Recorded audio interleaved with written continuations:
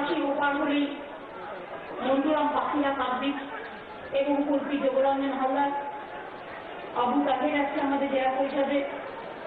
আমি আমাদের ট্যুরিজম ডিপার্টমেন্টের এমডি ইসাকে দেখতে পাচ্ছি। আমি এখানে গ্রামসভা পঞ্চায়েত সমিতি জেলা পরিষদের সকলকে দেখতে পাচ্ছি। আমাদের এখানে উপস্থিত আছে দীপক ডায়মন্ডের এমএলএ দীপক হালদার আছেন। শামীমার সাথে আমাদের জেলা পরিষদের অনেক জেলার সদস্য জেলা পরিষদের তারাও আছেন। শক্তিরা অঞ্জনরাও সকলে আছেন। এখানকার গ্রামসভা পঞ্চায়েত সমিতি জেলা পরিষদ এমনকি ভারত সেবাশ্রম রামকৃষ্ণ মিশন থেকে শুরু করে কপিলমুনি আশ্রম থেকে শুরু করে আমার এই সাগর দ্বীপে পরিচিত আমার সকল সুধী নাগরিকবৃন্দ, প্রেস মিডিয়া অ্যাডমিনিস্ট্রেশন সহ সকল আমার ভাই ও বোনেরা, বাদিকে আমার বিশাল সমুদ্র, মধ্যেখানে আমার বিশাল হৃদয়, সাগরের মানুষেরা এবং বাদিক ডানদিক সার্বদিক জুড়েই রয়েছে সাগরের এই পবিত্র পুণ্যভূমি, আমাদের সকলের তীর্থভূমি। আজকের এই সভায় আসতে পেরে আমি খুশি আপনাদের সাথে দেখা করতে পেরে। মাস দেড়েক আগে কপিলমুনি আশ্রমের পক্ষ থেকে আমাকে আমন্ত্রণ জানানো হয়েছিল নতুন করে কপিলমুনি আশ্রমের সংস্কার এবং এই বিল্ডিংগুলো সুন্দর করে তৈরি হবে আশ্রমের সেই উদ্বোধন অনুষ্ঠানে। আমরা সকলেই জানি একটা কথা আছে প্রবাদে, অনেকেই বলেন মজা করে, সব সাগর বারবার, গঙ্গাসাগরে একবার, একবার গঙ্গাসাগরে আসতেই হয়, একবার আসলে আবার তিনবারও আসতে হয়। যেমন কুম্ভ মেলাতেও আমরা যাই, সাগরেও আসে। ভারতবর্ষে কুম্ভ মেলা খুব গুরুত্বপূর্ণ। সেরকম মনে রাখবেন, কুম্ভ মেলার পরে যদি ভারতবর্ষে আর কোনো গুরুত্বপূর্ণ মেলা থাকে এবং যে মেলাকে কেন্দ্র করে প্রচুর মানুষ, লক্ষ লক্ষ মানুষ এখানে আসেন, তাই সেই জায়গাটার নাম হচ্ছে সাগর মেলা। এবং ওই সাগর একটা ছোট্ট প্রদীপ, সেই কপিলমুনি আশ্রম, কত গঙ্গা সাগর একসাথে এসে মিলে গেছে। একদিকে রূপালী বালুতে বেলা, বালুচর, অন্যদিকে সমুদ্রের জলরাশি, অন্যদিকে প্রকৃতির লাবণ্যময় রূপ, আর তার মধ্যে আছে সাগরের মানুষের একদম হৃদয় সাগরের মতো বড় মন। তাই নিয়ে মানুষ চলে আসেন সাগর যাত্রা করতে, সাগর সঙ্গমে। আমরা পড়েছি আগে। সুতরাং এই সাগরকে ঘিরে নানা কাহিনী আছে। আমি 5-6 বছর আগে সম্ভবত একবার এসেছিলাম, বঙ্কিমদার আমাকে সাগরে একটি রাজনৈতিক সম্মেলনে ডেকেছিলেন। তখন এসে দেখেছিলাম বিদ্যুৎ নেই, রাস্তা নেই, জল নেই, সৌন্দর্য নেই, সব আছে, কিন্তু কিছু নেই, শুধু অবহেলা ছাড়া। যদিও গঙ্গাসাগরের মেলা লক্ষ লক্ষ পুণ্যার্থীদের পুণ্য পদস্পর্শে পদধূলি ধন্য পুণ্যভূমি, তীর্থভূমি, ধর্মভূমি, এই সাগরতল, কিন্তু কেউ তাকিয়ে দেখেনি কখনো। আমি ফিরে গিয়ে ঠিক করেছিলাম, যদি কোনোদিন সুযোগ পাই, এই সাগরকে আমরা সাজিয়ে তুলব। এবং আপনারা জানেন, যখন আমাদের কিছুই ছিল না, আমি যখন রেলমন্ত্রী হয়েছিলাম 99 সালে 1 বছর 5 মাস ছিলাম, তখন সিদ্ধান্ত নিয়ে আমি লক্ষ্মীকান্তপুর নামখানা পড়েছিল, 15-20 বছর হচ্ছিল না, করে দিয়েছিলাম। তারপরেও সাগরের দিকে কিন্তু আস্তে আস্তে রেল লাইনটা এগিয়ে আসছে। এগুলো আমরা করব। এছাড়াও আমি 2-3 মাস আগে সুন্দরবনে এসেছিলাম, আইলা অধ্যুষিত অঞ্চল ঘুরে দেখার জন্য। আমি এসেছিলাম সুন্দরবনের ট্যুরিজমকে কি করে পৃথিবীর মানচিত্রে স্থান দেওয়া যায়, কি করে কর্ম সৃষ্টি করা যায়, উন্নয়ন করা যায়। আমি নিজে এসে দেখে গিয়েছিলাম পাখিরালয়, সজনেখালি, গদখালি থেকে শুরু করে এই জায়গাগুলো। এবং আমি যখন কিছু ছিল না তখন করেছিলাম 50 লক্ষ টাকা দিয়েছিলাম তীর্থ নিবাস করবার জন্য, দুটো এখানে তীর্থযাত্রীদের জন্য। আমাদের এমপিআইয়ের টাকা দিয়ে সেগুলো হচ্ছে 7 সালেই হচ্ছে। তারপরে এই যে গঙ্গাসাগরের মেলা হয়ে গেল মকর সংক্রান্তিতে, আপনারা লক্ষ্য করেছেন সেই সময় থেকে মকর সংক্রান্তির আগে থেকে উন্নয়নের কাজ শুরু হয়েছে। আমি আগে যখন এসেছিলাম আর এবারে যখন গতকাল এলাম, আমার চোখে মনে হলো আমি অনেকটাই দেখতে পাচ্ছি পরিবর্তনের আসল রূপ। যেটিটা সুন্দর করে সাজানো হয়েছে, রাস্তাগুলো চওড়া হয়েছে এবং আলো এসেছে। বিদ্যুৎ এসছে অনেক গ্রামে। যে সাগরে আমি 5 বছর আগে এসে দেখেছিলাম 1 ঘন্টাও বিদ্যুৎ থাকে না, সেই সাগরে আমি দেখলাম পুরোটাই বিদ্যুৎ আছে। আমি খুশি দেখি। চোখের আলোয়, আমরা যেমন বলি চোখের আলোয় দেখিয়েছিলেন রবীন্দ্রসঙ্গীত, আমরা বলি আলোকের এই ঝর্ণা ধারায় ধুইয়ে দাও।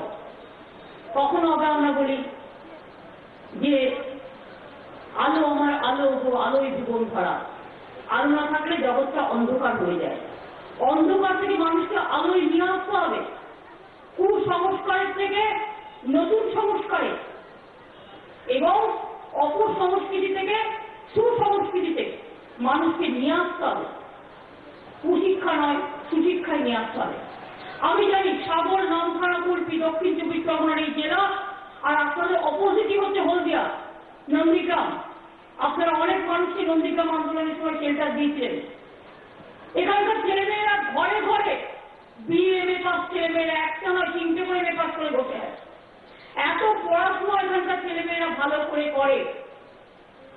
একটা আইসোলেটেড দ্বীপ হলে কি হবে? এখানকার মানুষের মধ্যে সব কিছু আছে, শৃঙ্খলা আছে, সংস্কৃতি আছে, লেখাপড়া আছে, মন আছে, প্রাণ আছে, আর হৃদয় সাগর থেকে সমুদ্র সৈকত, কপিল মুনি থেকে ভারত সেবাশ্রম, ভারত সেবাশ্রম থেকে রামকৃষ্ণ মিশন সবই আছে। সেই জায়গায় উন্নয়নের দরকার। অলরেডি আমাদের ট্যুরিজম ডিপার্টমেন্ট, জেলা শাসক, জেলা পরিষদ, গ্রাম সভা, পঞ্চায়েত সমিতি বা আমাদের কেন্দ্রীয় মন্ত্রী জেঠুয়া সাহেব থেকে শুরু করে বঙ্কিমবাবুরা, তারা তাদের কাজ করছে। ইতিমধ্যে আরো কিছু পরিকল্পনা আমরা গ্রহণ করেছি। আমাদের পরিকল্পনাগুলো হচ্ছে, আমরা এখানে 10 একর জমি আমি দিয়ে গেলাম আমাদের ল্যান্ড ডিপার্টমেন্ট থেকে ট্যুরিজম ডিপার্টমেন্টে। এই 10 একর জমিতে নতুন করে আমরা উন্নয়ন তৈরি করব। এই তীর্থ, সাগর তীর্থ এই জায়গাটাকে কেন্দ্র করে এখানে তীর্থাবাস তৈরি হোক, দোকান তৈরি হোক, থাকার জায়গা তৈরি হোক।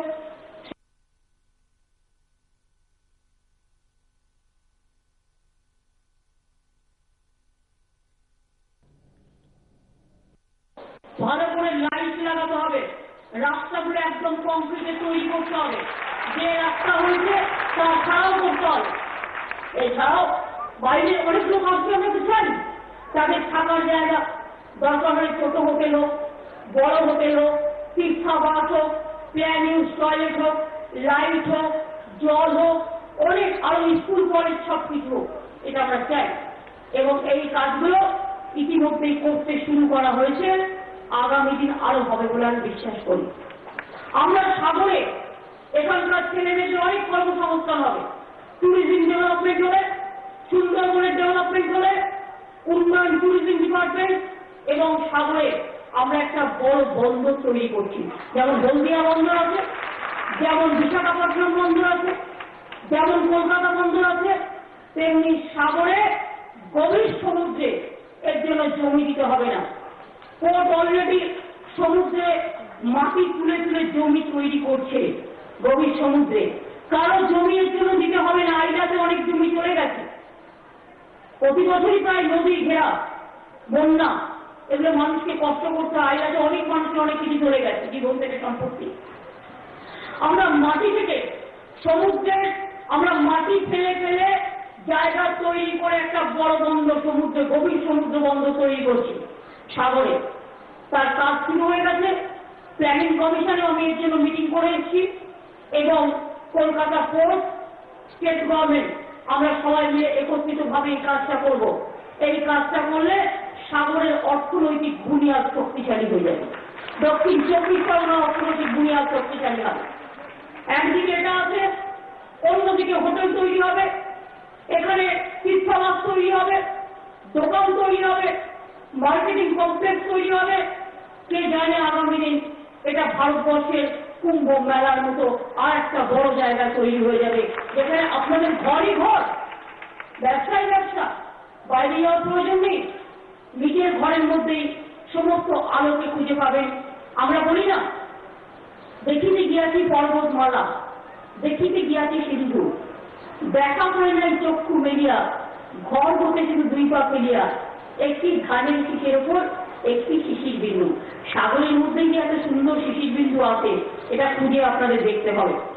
এবং আমি সুন্দরবন আইলা অঞ্চলে, আইলার বাঁধ সংস্কার আপনারা জানেন 3 বছর ধরে পড়েছিল, প্রায় 1000 কোটি টাকার প্রজেক্ট, আইলারের বাঁধ সংস্কারের প্রজেক্ট। তার মধ্যে এই অঞ্চলটা দক্ষিণ 24 পরগনায় 407 কোটি টাকার উপর আছে, আবার উত্তর 24 পরগনায় কিছু জায়গা আছে। আইলার সংস্কারের কাজ অলরেডি শুরু হয়ে গেছে। আমি জেঠুয়া সাহেব বঙ্কিমদাসের স্বামীমাদের এটাই বলতে চাই, আমরা ইতিমধ্যে বলেছি 8 নম্বর জেটি আর 4 নম্বর জেটি নতুন করে গড়ে তুলবে সুন্দরবন উন্নয়ন দপ্তর।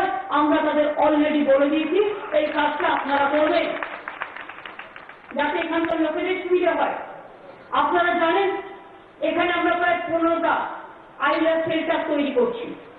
15টা মুড়িগ্রামকে কেন্দ্র করে আমরা 15টা আইলার সেন্টার, যাতে হট করে বন্যা হলে বা আইলা টাইপের কিছু হলে মানুষ গিয়ে আশ্রয় নিতে পারে, আমরা সেই আইলার সেন্টারগুলো করার চেষ্টা করছি।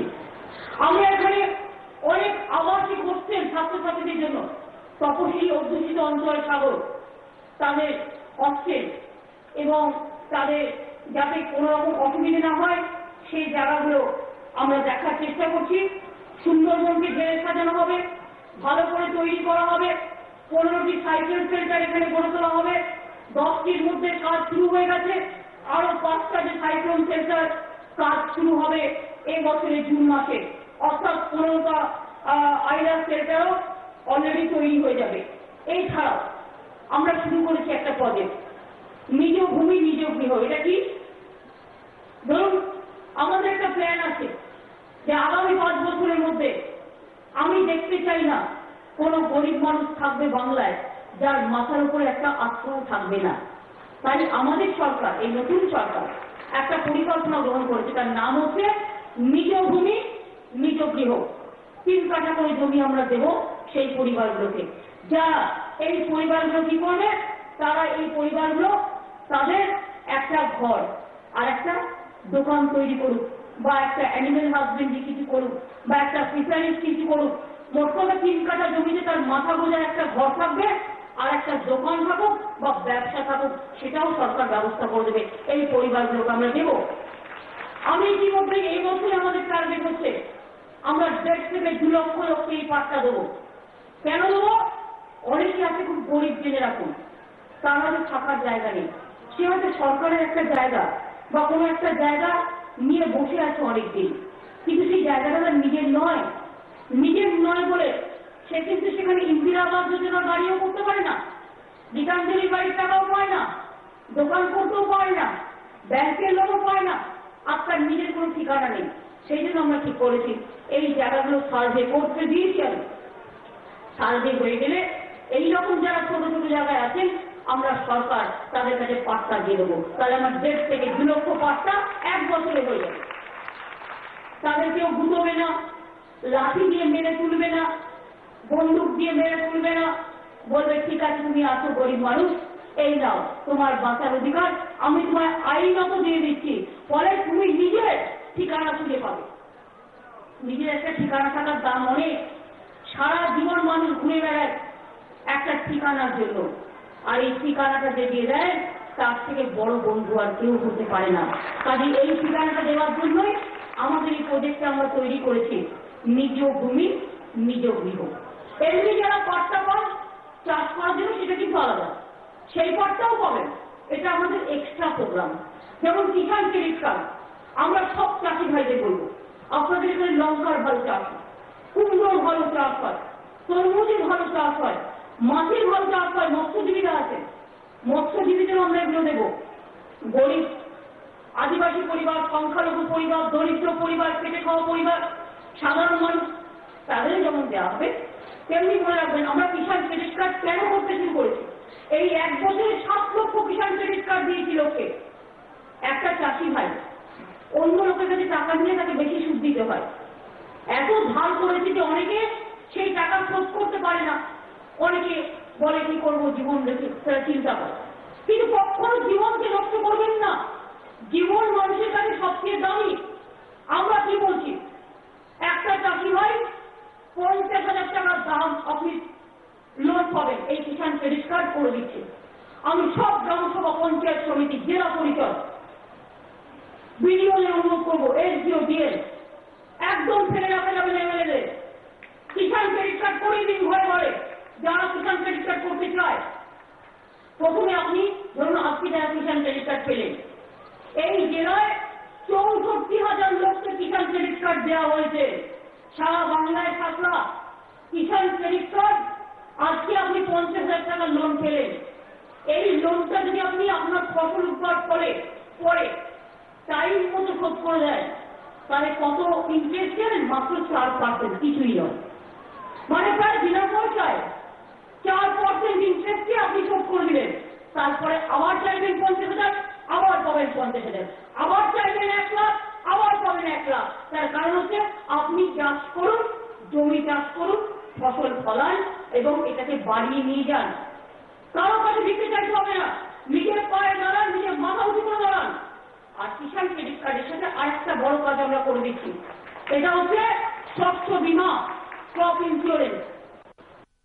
আমাদের সরকার আসার পরে অনেক সময় চাষি ভাইরা ভাবে কি করে করব, টাকা কোথায় পাবো, কে টাকা দেবে, কার কাছে দৌড়বো।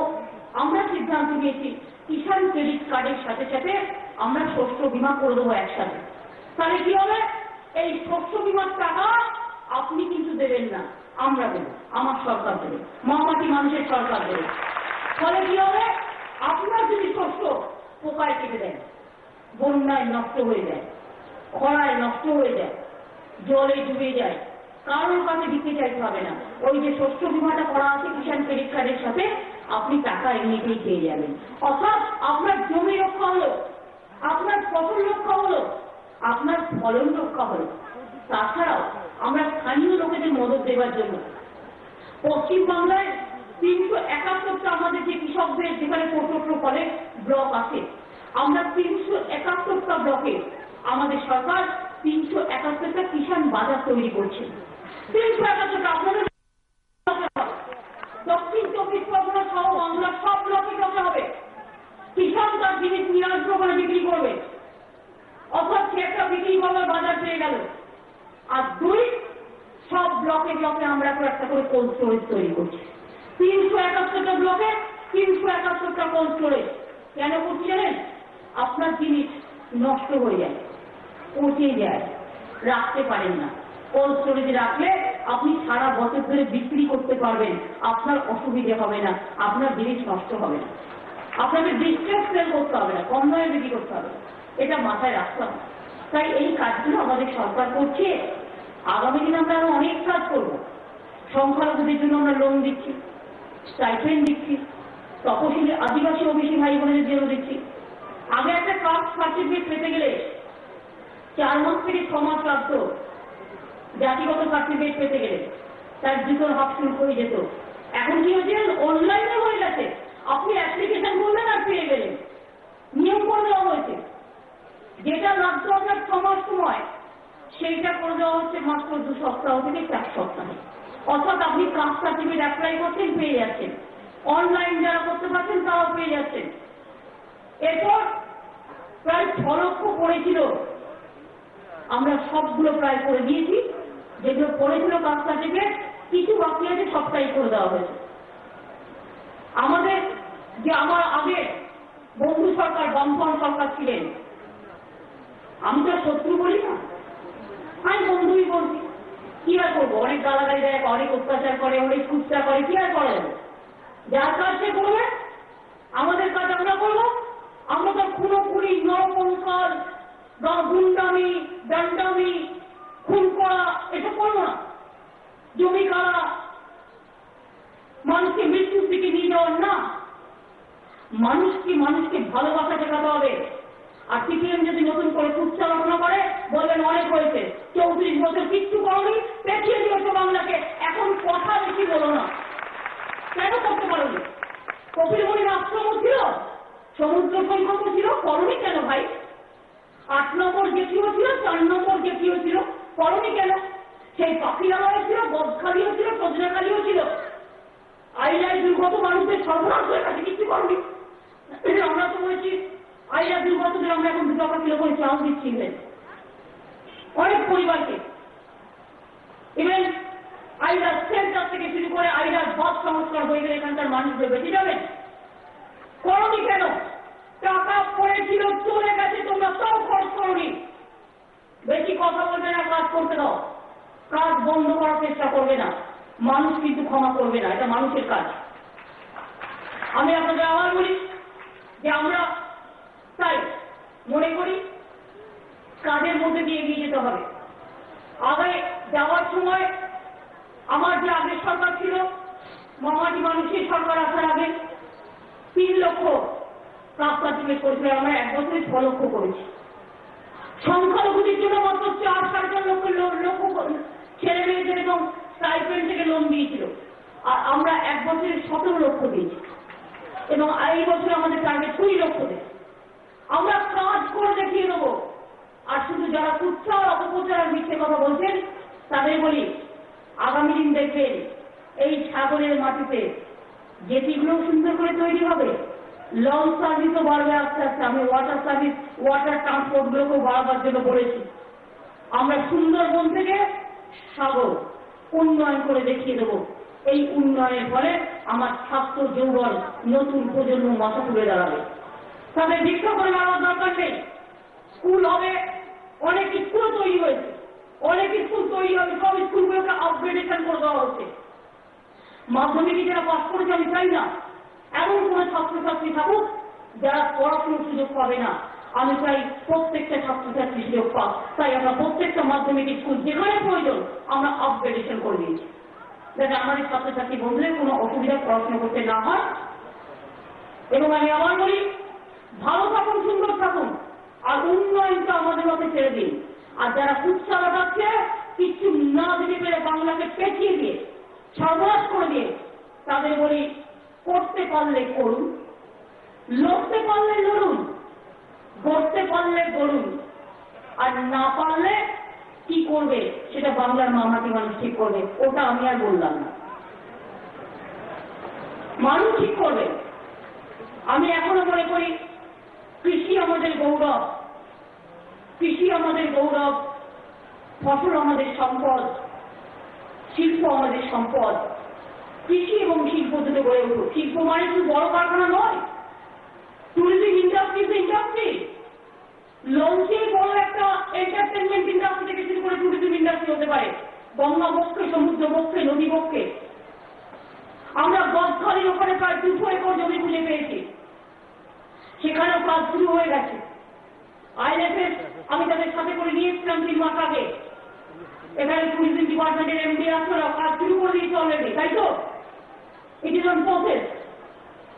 ওখানে হোটেল হবে, এখানে যেমন হবে ওখানে হোটেল হবে, রিসর্ট হবে, লোকের থাকার জায়গা হবে, ইউথ হস্টেল হবে, গরিব লোকেদেরও থাকার জায়গা হবে, বড়দেরও হবে, দোকানপাট হবে, তৈরি হয়ে যাবে পুরো ট্যুরিজম ইন্ডাস্ট্রি। তো কি হবে? এদিকে যেমন উন্নয়ন হবে, ওদিকটাও উন্নয়ন হবে। আলো চাই, জল চাই, রাস্তা চাই, সমুদ্র সৈকত সুন্দর করা চাই, সুন্দর বন ঢেলে সাজানো চাই, এবং এগুলো আমরা করবো এবং আমরা করার প্রক্রিয়া শুরু করে দিয়েছি। অর্থাৎ আর আপনাদের এই জেলাতে আপনাদের ছেলেমেয়েরা খুব ভালো পড়াশোনা করে বলে আমি জায়গা খুঁজছি, একটা বিশ্ববিদ্যালয় করে দেবো। আপনাদের জেলার ছেলেমেয়েদের বাইরে যেতে হবে না, আপনার জেলার মধ্যে যেটা পড়াশোনা করতে পারেন। আমরা এই জেলায় একটা মেডিকেল কলেজ করবো, পলিটেকনিক এই জেলায় 4-5টা ইতিমধ্যেই আমরা করে দিয়েছি। এবং সাগরে যদি ডিমান্ড থাকে আমি বঙ্কিমবাবুকে বলবো টেকনিক্যাল এডুকেশনের সাথে কথা বলতে, দরকার সাগরটা অনেক দূরে এখানে একটা হোক পলিটেকনিক বা কিছু একটা টেকনিক্যাল কলেজ যদি আপনারা করতে চান। আমি তারপর দামনগরে করে দিয়েছি, মগরাতে হয়েছে, বালিপুরে হয়েছে, সোনারপুরে হয়েছে। সুতরাং সাগরটা যেহেতু আইসোলেটেড, সাগর পাথর প্রতিমা কাছাকাছি, সুতরাং পাথর প্রতিমা সাগর এখানে এসব ব্লকের সব জায়গায়, সে ফুলফিল বলুন, পাবলিক বলুন, একটা উন্নয়ন এলাকায় হওয়া মানে পুরো 4-5টা ধরে উন্নয়ন হয়। প্রত্যেকটা ব্লকেই কোল্ড স্টোরেজ হবে, প্রত্যেকটা ব্লকেই কিষাণ বাজার হবে, সব জেলায় জেলায় সংখ্যালঘুদের আমাদের ডিপার্টমেন্ট হচ্ছে, ভবন হচ্ছে। এইভাবে সিভিল কাজ, সিভিল ট্রাইব অফিস থেকে শুরু করে স্পোর্টস থেকে শুরু করে সব কিছু ঢেলে সাজাবো আমরা। এবং আগামী দিন বিশ্ববিদ্যালয় বলুন, মেডিকেল কলেজ বলুন, উন্নয়ন বলুন, আমরা ঢেলে সাজাচ্ছি। টাকা নেই, পয়সা নেই, যাবার সময় টাকা তো দেয়নি, উন্নয়ন দেয়নি, উপরন্তু একটা বাচ্চা জন্মালে সিপিএম এর বেনার গায়ে তার 21,000 টাকা মাথার উপর নিয়ে জন্মাতে হচ্ছে, 22,000 টাকা। আমাদের গভর্নমেন্টের সব ইনকাম এক জায়গায় করলে 21,000 কোটি টাকা, আর 22,000 কোটি টাকা সিপিএম এর জন্য আমাকে দেনা শোধ করতে হচ্ছে। বলুন তো, একটা মা বলুন তো আমায়, আপনার বাড়িতে 1 কিলো চাল আছে, এই 1 কিলো চাল আপনার থাকলে 1 কিলো চাল আপনার লাগবে, কিন্তু এই 1 কিলো চালটা যদি অন্য কাউকে দিয়ে দেওয়া হয় তবে খাবেন কি? 1 কিলো চাল আপনার ঘরে থাকলে তবে তো আপনি 2 কিলো কিনবেন, আর আপনার ঘরে যে 1 কিলো আছে সেটা যদি কাউকে দিয়ে দিতে হয় তাহলে আপনি খাবেন কি? না খেতে পেয়ে মরবেন। সিপিএম বাংলার মানুষকে না খেতে পেয়ে মরার ব্যবস্থা করে গেছে এই বামফ্রন্ট সরকার। কিন্তু আমরা এটাকে চ্যালেঞ্জ হিসেবে গ্রহণ করেছি যে আমরা এই অবস্থার মধ্যে থেকে দাঁড়িয়েও বাংলাকে ঘুরে দাঁড় করাবে। বাংলার মানুষকে আমরা এটাই বলবো, বাংলা মাথা উঁচু করে চলতে জানে। সাগরের তীরে এসে সাগর তীরে কথাটা আমার মনে পড়ছে, রবীন্দ্রনাথ ঠাকুর লিখেছিলেন, হে মোর তীর্থ পূর্ণ চিত্তে জাগরে ধীরে, এই ভারতের মহামানবের সাগর তীরে। সে সাগর তীরে দাঁড়িয়ে বলে যায়, এই মাটিতে জন্মগ্রহণ করেছি, এই মাটিকে মর্যাদা দেব জীবনের শেষ দিন পর্যন্ত, এবং মা মাটি মানুষকে মর্যাদা দিয়েই কাজ করবো। অন্য কোনো স্বার্থ আমাদের নেই, স্বার্থ একটাই, যত দিন বাঁচব মানুষের কাজ করে যাব। আমার নিজস্ব কোনো পরিবার নেই মানুষের পরিবার ছাড়া, রাজ্যটাই আমাদের পরিবার, পশ্চিমবঙ্গ সরকার আপনাদের পরিবার। মানুষ ভালো থাকলে তবেই তো আমরা ভালো থাকবো। আপনারা ভালো না থাকলে আমরা কি করে ভালো থাকবো বলতে পারেন? আমার ঘরের ভাই বোন ভালো হবে, আমাদের ঘরের মেয়েরা ভালো করে পড়াশোনা করবে, আমার ঘরের মায়েরা সম্মান নিয়ে শঙ্খ বাজাবে, আমার ভাইরা আজানে সুর তুলবে, তবেই তো আমার সুন্দর পরিবার। তাছাড়া কি হতে পারে? সুতরাং আমি আমার যারা অফিসাররাও আছেন বিভিন্ন ডিপার্টমেন্টে, বিভিন্ন লাইনের ডিপার্টমেন্টে, বিডিও, এসডিও, ডিএমএসপি থেকে শুরু করে পুলিশ থেকে শুরু করে সবাইকেই বলবো, মানুষের সাথে সুন্দরভাবে বোঝাপড়া করে কাজ ফেলে রাখা নয়, কাজ করাটাই কাজ, এটাই আমাদের কাজ, কাজ করাটাই আমাদের কাজ। কাজ করলে শরীর ভালো থাকে, কাজ করলে মন ভালো থাকে, কাজ করলে শরীর সুস্থ থাকে। আর অলস হলে শরীরটা পঙ্গুর মতো গুটিয়ে যায়। অলস ব্রেন শয়তানের কারখানা হয়। জমিতে চাষ না করলে জমি ভালো থাকে না। জল দেবেন, চাষ করবেন, তবে জমিটা উর্বর হবে। আর যত পরিশ্রম করবো, যত খাটবো, ব্রেনটা তত উর্বর হবে, শরীরটা তত ভালো হবে। শরীরটাকে আমরা সুস্থ রাখি কাজের মধ্যে দিয়ে, কাজের মধ্যে দিয়ে। কাজ আমাদের গতি আনবে, কাজ করাটাই আমাদের কাজ, এটাই আমাদের আগামী দিনে বাংলার স্লোগান। এবং এই স্লোগান নিয়ে মা মাটি মানুষের সাথে থেকে আমরা কাজ করবো। আমি সাগর মাকে প্রণাম জানাই।